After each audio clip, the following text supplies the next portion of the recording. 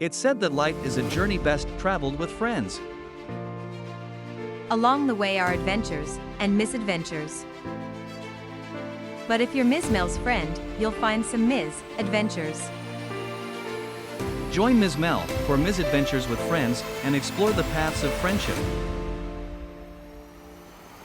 Welcome to you.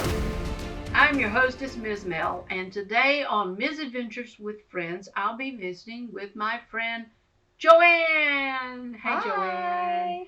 Guess where I met Joanne? Oh yeah, you've heard me. Camp. Camp. Yes, we're camp friends from long ago when our daughters were very young, and we have been in the heat, in the sweat, in the turmoil, and the joys and giggles of being at camp together. Oh yes, many fond memories. Lots of fond memories. Yes, indeed. And we might get to some of those, and we might not. But I have invited Joanne to be here with me just to share her thoughts on friendship and friends throughout her lifetime, and to share a little bit about what she does now and how she sees friendships develop or not develop, and her perspective on that with her current occupation. Joanne has a nature school for little kids that are 4 years old. Well, we start at 3. So 3 to 6 year 3 to olds. 6. Wow.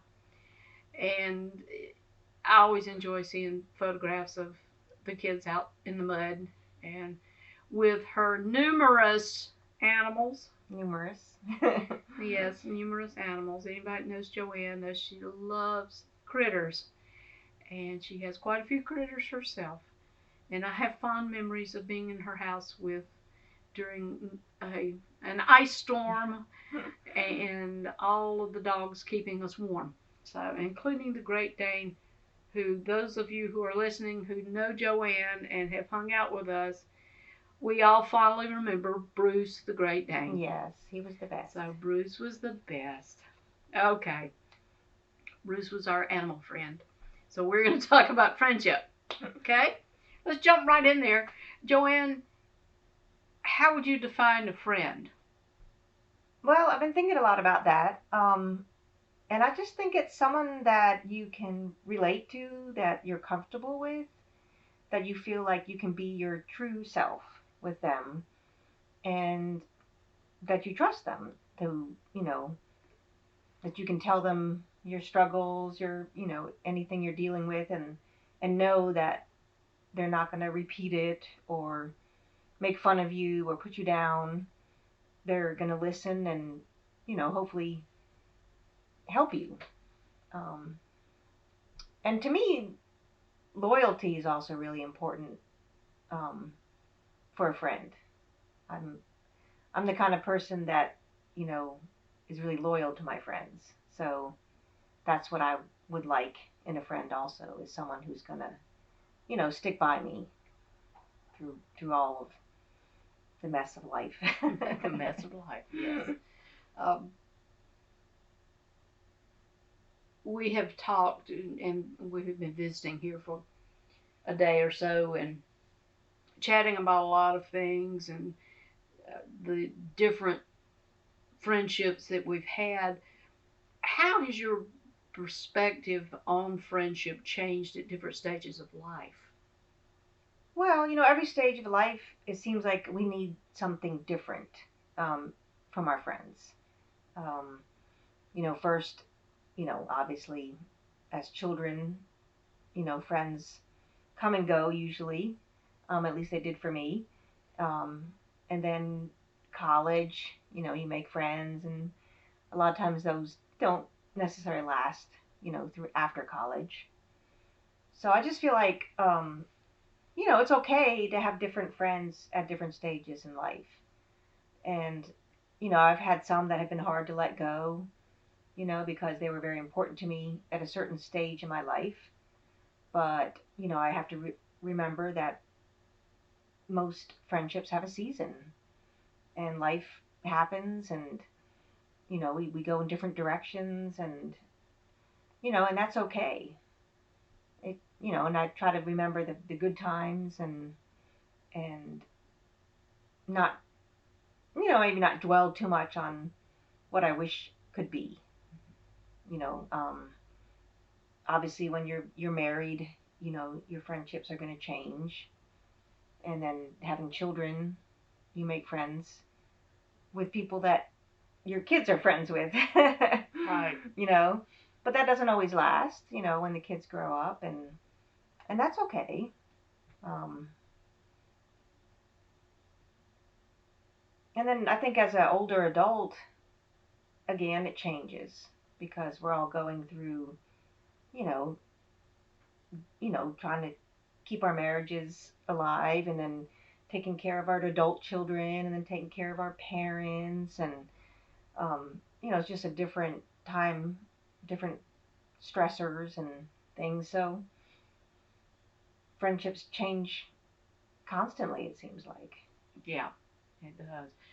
Uh, where in the different stages of life, or where you are right now in life, where do you make friends? Where do you develop friendships, and what does Joanne do in order to make a new friend? Well, Joanne is not very good at making new friends. But Joanne is very friendly. I can be friendly, yes. Yes. Yes. But I don't make close friendships very easy. My best friend is from, back when our children were very little, and we homeschooled together. And we had a lot in common. So, we've maintained that friendship even after our children have grown and moved on. In fact, our children aren't really friends anymore, but we are. So, um, and then, I meet people at church, but that's about it. I mean, I don't really meet people anywhere else. I do have a part-time job outside of my business that I meet people, but I wouldn't say, that I'm building friendships there. Hmm. I call them acquaintances, workplace acquaintances. There you go. That works. But I've kind of formed some friendships with my school.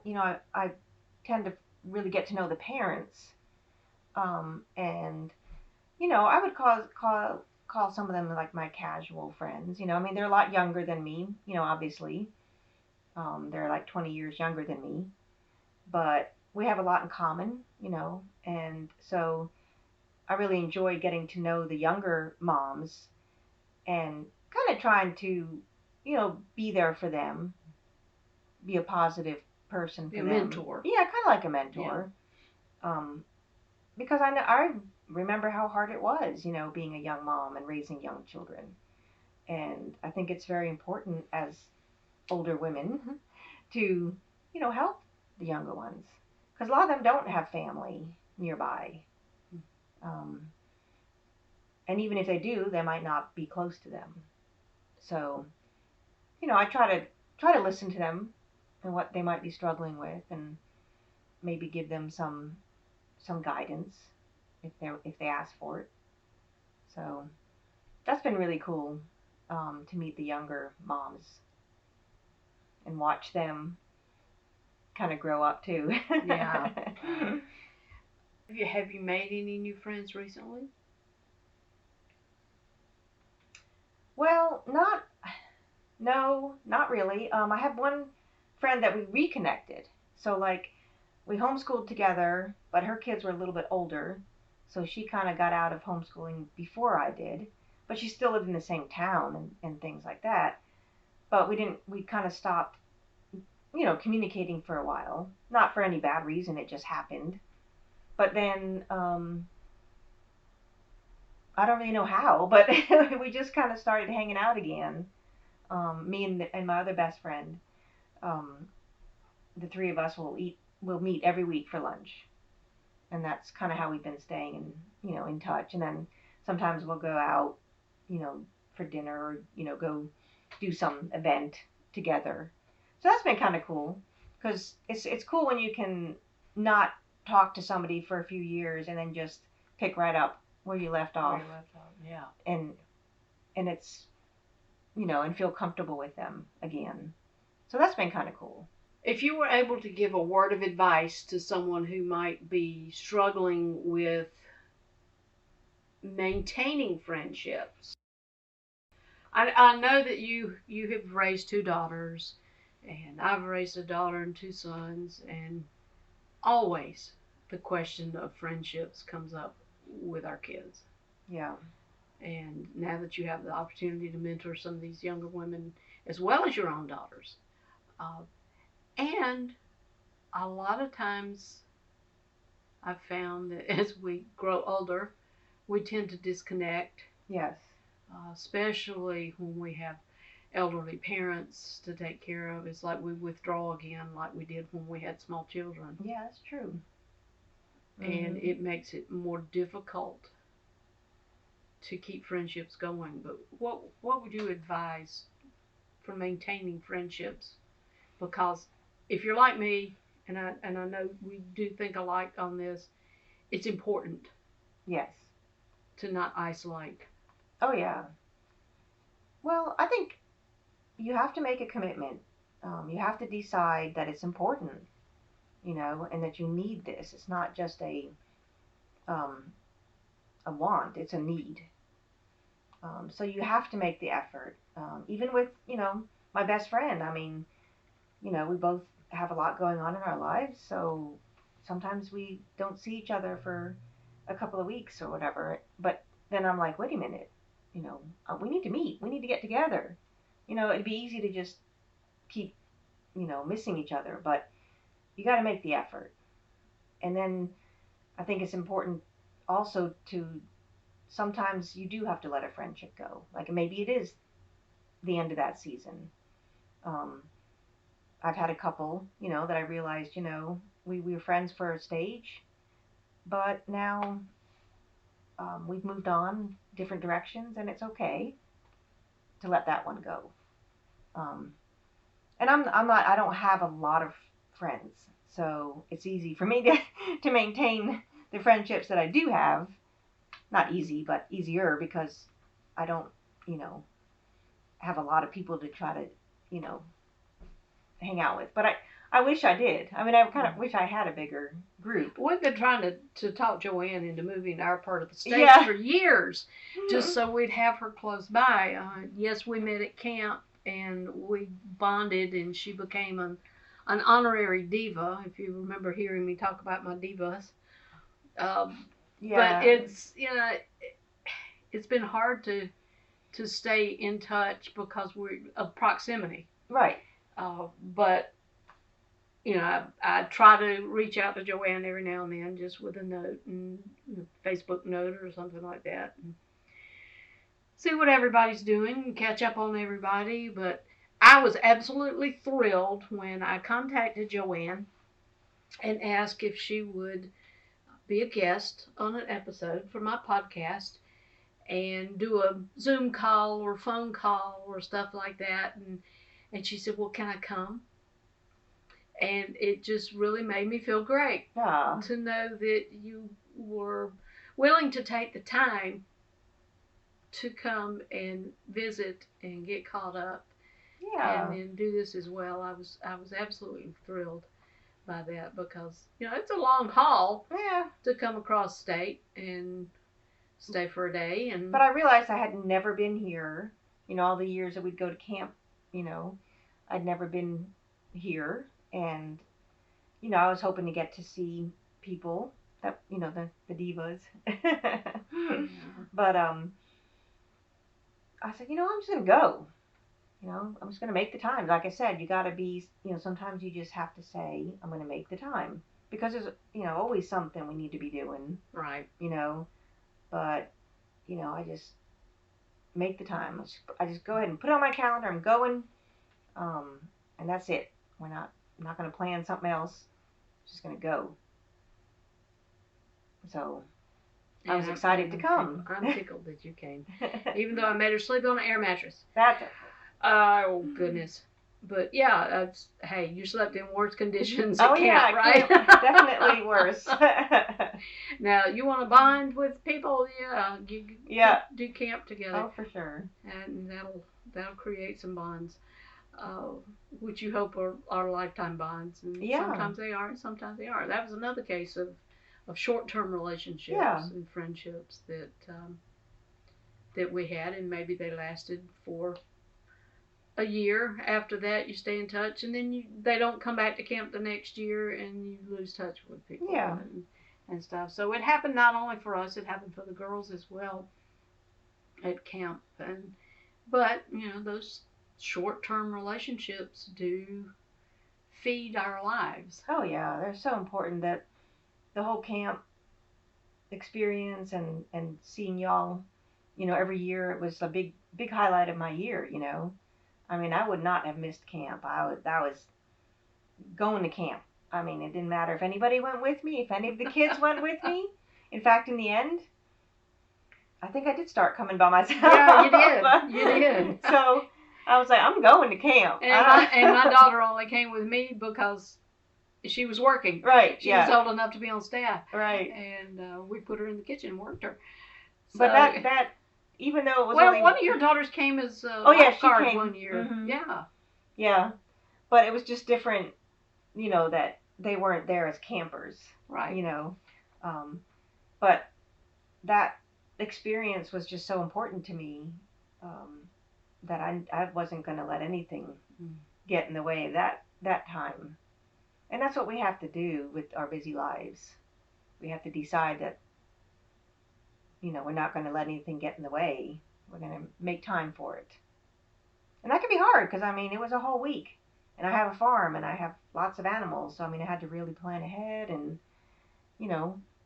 it was an effort. But that was okay because I had so much fun. Yeah. Yes, we did. Well, we want to shift gears a little bit right now and address one of the questions that we periodically ask on an episode. And that is, it's kind of a dual question. And you can hit it as you like. We were talking earlier and thought, that'd be a good question for us to address. Your opinion on friendships with people of the opposite sex, and also your opinion with friendships with people who have maybe a different set of values or different ethnicity, different faith, morals, all those differences that tend to clump us into groups. Right. So just kind of spew as you wish on those. Well, when it comes to the opposite sex, I've always had male friends. I don't know if you call them friends or acquaintances, but I've always gotten along well with men and always seemed to have been in an environment with mostly men. So I like, hanging out with guys. It's just fun. And you were paramedic. Yeah, right? I was a paramedic, and before that I was in forestry. So, it's all men. Male dominated. Yeah. But I enjoyed it. And after I got married, sometimes I would hang out with guys. And looking back, it probably could have been seen as inappropriate. Not that anything was going on, but it could have had the appearance that something was going on. So probably in that situation, that was not a good way to have a friendship, with a guy being married. But now, most of the men that I spend time with are, my husband's with me. And in fact, my best friend, her husband was best friends with my husband. And I got to know him really well too, and I would definitely say he was a friend. Unfortunately, he passed away, but I really enjoyed his company as a friend. I could have hung out with him and had a great time, but it was always the four of us. But, he was a very good friend. I would say he was a very good friend, and I miss him a lot. But as far as friendships with people of different ethnicities or values, I'm really trying to reach out to find people that are different from me, because we all tend to hang out or form friendships with people who are like us. That's just human nature. We're drawn to people who are like us, look like us, act like us, think like us. I heard somebody tell the other day we're just overly tribal. Right, we are tribal, but that's not a bad thing. I mean, I'm sure that's human nature to protect ourselves, right? But I think with the way the world is right now, it's even more important for us to reach out to people who are different than us and to try to form relationships with them, because it's the only way that we're going to really get to know their perspective. And hopefully they can be willing to learn our perspective. And it's not to change them necessarily, it's just to realize that we can have different perspectives, but still get along. Yeah. And I think I'm really worried that the direction that our country is going is that people aren't even willing to try. Yeah. It's just, oh, you're different from me, therefore I can't talk to you. They won't even talk. I mean, they won't even talk, to people who are different. And so I just feel like it's really driving us apart instead of just saying, okay, we think differently about certain things, but that's okay. We can still get along. We might not be friends, but I would love to have, an opportunity to have friends from different backgrounds, but where I live, it's a little bit harder. It's a small town, and, there's not as many opportunities to meet people from different backgrounds. You're listening to Misadventures with Friends. I wish we could reach a point where we are more comfortable with getting to know particularly people of different ethnicities. The United States has always been called this melting pot of people groups, and we have our preconceived notions, of course, of the people groups, and there's just as many against, what's the phrase, WASPs, the white Anglo-Saxon Protestant, as there is Latino or Hispanic or Irish, or and through the years it's just been one group against another. Yeah. Because we have not taken the time out to get to know other people. Right. And if we could just feel comfortable with asking questions and feel comfortable with answering those questions. I know there's somebody very important in my life now that has a Hispanic background. And I want to know more about her upbringing, her family. It's hard to communicate. Her family lives in several hundred miles away from us, and we've met in person, but her mom doesn't speak English. So that makes it a little more difficult for us to, oh yeah. but there was something that happened that we clicked, but I still don't know enough about them. Yeah. And they probably don't know enough about us and why we tick the way we do. And not that we necessarily hold on to our perspectives on our upbringing and our ethnicities and traditions in order to flaunt them in somebody else's face, or to say that there's a superiority. It's just, that's just what we've been brought up in. Exactly. And what we have been taught, and every people group is like that.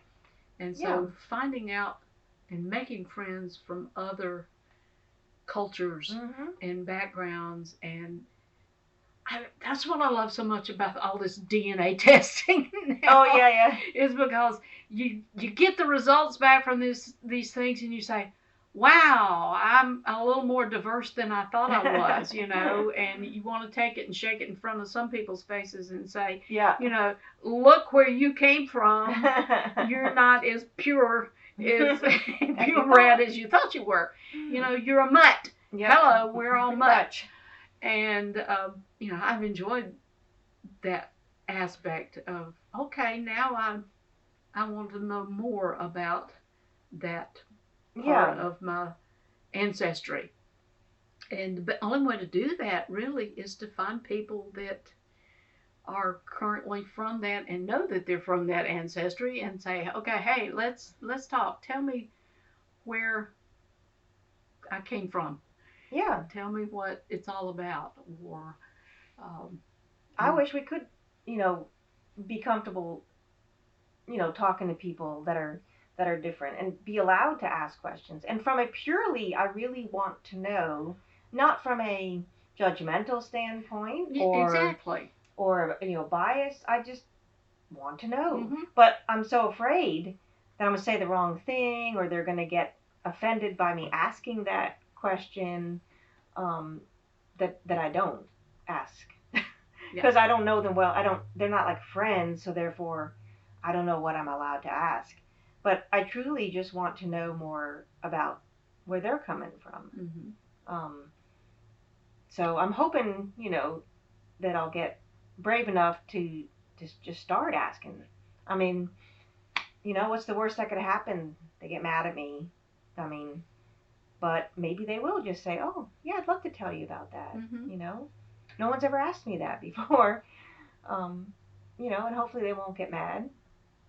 But I wouldn't do that to a complete stranger. Right.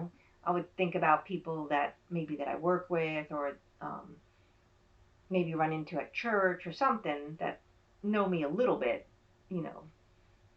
and yeah, I'm trying to get braver so I can do that because that's the only way that we're gonna, and I think as we age, we get a little bit braver. We do get braver. We definitely get braver, I think, as we age, yes. I think we care less about what other people think of us as we get older. Yeah. And that kind of helps. But it would be so meaningful for younger people to be able to feel comfortable doing that. Oh, yeah. And to go in it, like you said, without judgment. Yeah. And without expecting. Is the worst thing you can do, in my opinion, the worst thing you can do in trying to develop friendships, especially if you have a hard time making friends or you don't have a whole lot of friends, is to go in it with the attitude of, I'm going to find something wrong with them. Oh, yeah. Before they have a chance to find something wrong with me. Oh, yeah. Because like it or not, everybody's got something wrong with them. Of course. The best thing to do is to go in and say, I'm going to find out what we have in common, what's great about them, that maybe what their talent or their gifting is that's different from mine. Right. How they mesh together to support. The opposites attract theory goes with friendships. Yeah, too. It does. Where you can, somebody's got to be brave enough to climb the ladder, but somebody also has to be stable enough to hold the ladder. I like that. Why is that for an analogy?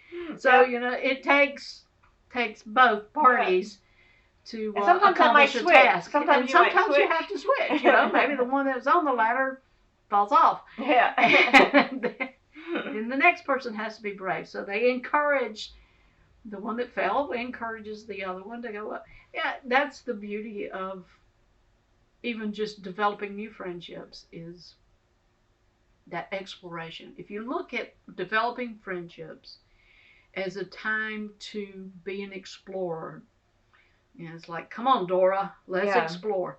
And find out people and use it as an exercise in just learning about people. Be an anthropologist. Find out what makes people tick. Find out where they came from, how that influenced how they act, and what their belief systems are, and their cultural differences from yours, and Yeah. there's just so much richness Yep. to be had in friendships that are like that. Yeah. I think as we get older, like we said, I mean, I think maybe we don't worry as much what people think about us, but we also realize that life is short Mm-hmm. the older we get. Right?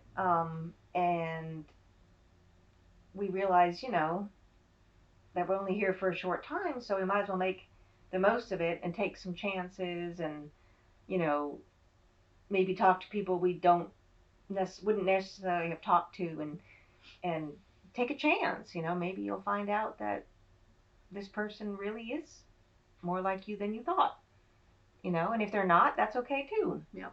Well, bottom line, we're all human, Yeah, and there are more commonalities than there are differences, there really is. Yeah. and we have a tendency to want to focus on the differences instead of what we have in common. And we're all breathing the same air. Definitely. We're all standing on the same planet. So yeah, there's so much, and which goes along with our catchphrase, our tagline, make a friend and be a friend. Just go out there and be an explorer. Take a chance. Take a chance. What's the worst that could happen? They won't be your friend, but They won't be your friend. Or you could have an ABBA song stuck in your head for the rest of the day. Yeah, that's an ABBA song, Take a Chance. take a chance. Yes. Mamma Mia. Yeah, Mamma Mia. I want to talk about your little people. Yeah. We're just kind of, we've gotten very philosophical. So let's bring it back Okay. down to home and talk about your little people and your nature school. And I just want to know, because I haven't had a chance to really talk to you about it, why you did this and why that age group, and then touch on how those kids develop relationships when they're there together. Well, I started it this is my 6th year. I had been homeschooling my daughters, and they were growing up. They were in high school, and I knew I needed something else to fill my time. And I'd been a stay-at-home homeschool mom for a long time. So I had a farm, and a friend of mine from the homeschool group told me, "Oh, you should start a nature school." And I said, "Well, I don't know what that is. What are you talking about?" She's like, "Oh, well, it's like a school. It's for kids, and they come and they play outside." And I was like, "Well, no one's going to want to pay for that. Why would you want to pay for that?" And she's like, "Oh, they would love it. They would love it." I was like, "Well, I guess I could give it a shot, see what happens." And the first year was word of mouth, of course, and most of them were either from our church or our homeschool group.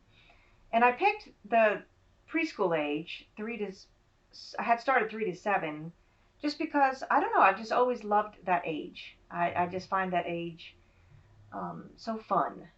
They're still little enough to be cute, but old enough to be potty trained. There you go. So,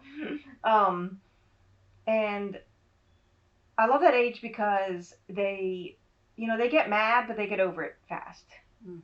And the older children I've worked with, I tried to do older children like 7 to 12, and I really struggled with that age group because that's when they do start really forming friendships and groups, and we had a lot of conflict, a lot more conflict that they didn't get over quickly. Mm-hmm. So I said, I'm going to stick with the littles because I just find it more enjoyable for me personally.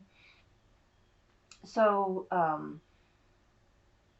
it's just over the years. I mean, this is my 6th year, and every year I still get students coming back, so I think that's a good sign. We usually have about 10 to 15 students a day.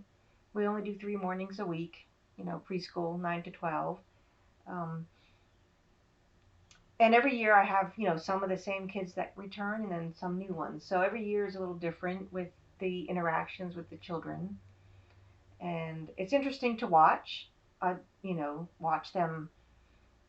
And I don't even know if they're technically forming friendships or, playmates. And I don't know if there's a difference. Mhm. But um, I've tried not to use the word friend as much as I used to because I feel like, well, we're not all friends necessarily. Just because we're in the same group doesn't mean we're all friends. But we can all be kind to each other. And that's what, even as adults, we need to learn, right?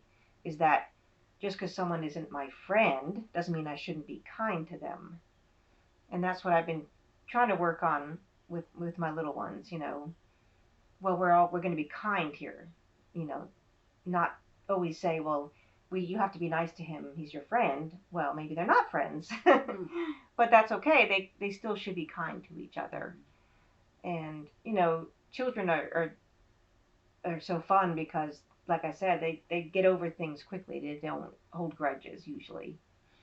So they might get mad at another child, but then 10 minutes later they're playing with them. So Well, you have this nature school, and being outside, you have this on your farm. right. What do they do?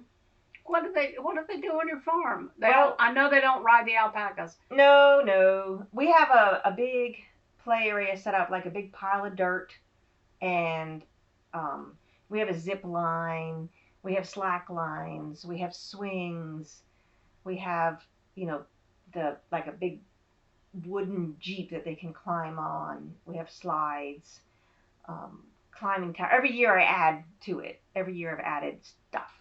Um, then I just like go to the thrift store and get trucks and cars and dinosaurs and horses, toy things, and mud kitchen. We have a mud kitchen area. That's usually what I see the photos Oh my of. gosh. It's Well, the kids playing in the mud. That's what they love. Most of them love it. I love it when it's warm enough to have water, to use water, because they will just play in that. Most of them. I've had some children that don't like the mud, but most of them will just play in that dirt, for hours. And I love it. That's what I take the most pictures of. Yes. I remember coming home I was in a small private first grade, and there was a kindergarten there as well. And it was at a lady's house, and behind her house, in the wooded area, she had all this playground equipment. It reminds me of your nature school, and there was a creek. And I remember wearing white shorts to school and going down there, and I just had to get near that creek, and I got muddy. And I got in so much trouble for getting muddy. And I look at these pictures of these kids, and my kids played outside. My boys especially, they had a spot in the back corner that they just dug a trench and played in the mud, and they'd come in and we'd have to hose them off beforehand. So I'm glad and happy to see. Yeah. Now, personally, my aunt said that I used to make her make the mud pies for me. Oh. Because I didn't want to get my hands dirty. I still don't like to have dirty hands. It's still just. Yeah, some children are like that. But yet, I can get covered in sawdust and hot and sweaty and building stuff and things like that. But it's fun to watch when some of the children that come in and don't want to get dirty, and then a lot of times it don't take long for them to see the other kids are enjoying it, and it looks fun. I remember one boy, I think the first year he never played in the mud, I'm pretty sure. But by the second year, I mean, he would be covered in mud. The influence of the masses. Yes. And, I had to learn also that if a parent says they want their child to come to my program, I make them come observe a day, of the kids in action, because it still amazes me how many parents don't want their kids to get dirty. And I have a hard time if a child says, "Oh no, I'm going to get in trouble, I got dirty." And I'm like, well, why would you get in trouble? Well, your school just sounds like so much fun, and I wish my kids had something like that close by. I would have definitely sent them out, because I don't like to get eaten by mosquitoes and and sweat necessarily. So being able to send my kids off somewhere else like that to do it would have been great fun, and they would have loved it. Yeah, I would love to do a whole podcast on nature schools one time, because there's so much wisdom in it. And again, I think in this day and age, it's needed more than ever for children to be outside and for them to be playing, not guided play. My school is child led. I mean, we don't have a structure necessarily to the day. We don't have a set agenda of what we're going to accomplish that day, because the studies have shown that children at that age range, just need to play. Yes. And they learn so much while they play. Well, that just sounds like an excuse for you to come back. Well, yeah, I guess I will have to. And we'll just dedicate one of our, since you are my friend, and it is an adventure or a misadventure, and then we just need to get you to come back and chat more about. I'd love to. The philosophy behind nature school. There's a lot to it. A lot more than people think. They think, oh, they're just outside playing. And that's what I thought at first. But it's just, they learn so much. And then I feel like they get that connection to nature at a young age. And they see how much fun it is. And one of my big things is there's no such thing as bad weather. Only bad clothing choices. There you go. This is what I was taught at the beginning. Because children don't care most of the time about the weather as long as they are properly clothed. So, obviously if it's raining, they love the rain, but if it's cold rain, then you have to have the right clothes on. But many, many times at my school we've played outside in the rain. And they'll go out in their raincoats and their rain pants and their rain boots, and within 15 minutes they've taken them off. and they're soaked. Yeah, but they have so much fun, and they are learning. They really are. That sounds like fun. Yeah. Give me a while to do a Okay. little research on my own so I can have the right questions Sure. to prompt, and we'll talk about that again. I think that's a worthwhile conversation to be had between friends. Yeah, and bringing it to friends, I might not necessarily see the children making friendships, but what I really love is that the parents make friendships. Because I remember as a young mom, when I was homeschooling, it was so important to meet those other moms that were homeschooling and have that connection. And I feel like a lot of the moms whose children come to my program, they're doing something that's considered different from the norm by bringing their children to a nature school and not a traditional school. Mm-hmm. And they might have felt isolated, so this way they're meeting other moms that think the same way. And they've actually, several of them have formed friendships from the nature school, and they get together outside of school time. So I think that's been really a great part of the program too, is that the parents, because if the parents have good friendships, then the children see that, Right. and they're learning how to make friends from their parents, because the other children, they play with them and they might see them outside of school, but they're not all going to be friends. So it's just really neat to see the parents make friends. I would actually like to do more family time, where we invite the whole families to come. And Tell them to wear their clothes. They can get dirty. Yep, definitely. Oh, my goodness, that's great.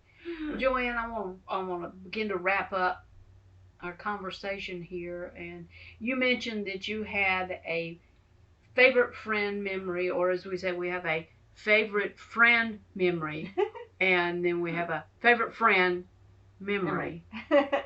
So pull that out of the hat. Well, the thing that came to mind, I hope this is, what you were going for, but when I started making friends with my her name is Sharon, and we were homeschooling, and we were just kind of getting to know each other, kind of feel each other out. Our kids were the same ages. We both had horses, so we bonded over the horses. And That's funny. You bonded over the horses before you bonded over we the pretty children. much did. That kind of helped draw us together. And then we started finding out how much we had in common. Both our husbands had the same name. Our daughters were almost exactly the same age. We had like the same number of siblings. I mean, it was just bizarre. So I think we'd known each other just maybe a couple of months. And I was going over to her house. And when I got there, we both just stared at each other because I had on a shirt that I'd owned this shirt for years. And she had on the matching shorts. I mean, literally, you could tell they were meant to be a set. Yeah, yin and yang, right? And there. I had never seen the shorts, and she had never seen the shirt. And funny. I'm like, what are the odds that we would have this matching set and be wearing them at the same time? We just thought that was really creepy. We're like, that's kind of creepy. Oh, fun. But that was a fun memory. Yeah. Well, Joanne, again, thank you for making the trip to come be in the studio, even though we had some equipment issues this morning, always some technical difficulties, but we were able to get a recording. Hopefully, I can tweak it enough so it doesn't sound like we're in a hole. But thank you for making the effort to come and visit with me. It's been super fun. And we were able to meet up with another diva last night. And that was fun. And get caught up on some things. And we'll just have to do it again. Maybe if we ever get all of us together again, we'll just have to make a trip back over to your place and pray that there are no ice storms. And I will say, when we made that trip over to Joanne's, it was for camp planning. And there was an expected ice issue on our side of the state. So we were like, okay, let's all go to Joanne. Joanne said, y'all come here. And we went. And there was no ice where we came from. All the ice went to Joanne's house. It was crazy. And Joanne's house was the only one in the whole town that lost power. Yeah, we lost power. So bless your husband. He kept generators going.